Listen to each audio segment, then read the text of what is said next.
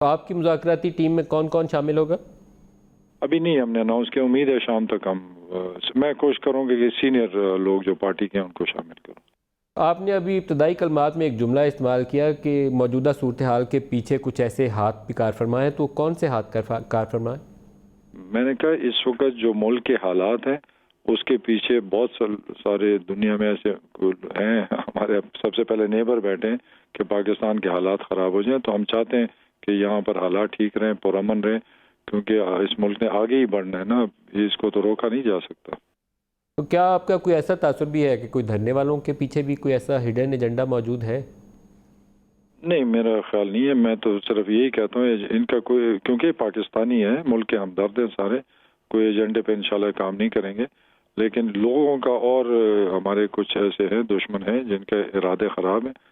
تو ہم چاہتے ہیں کہ ان کو وہ جو حالات خراب ہوں ان کو کوئی فائدہ نہ پہنچے۔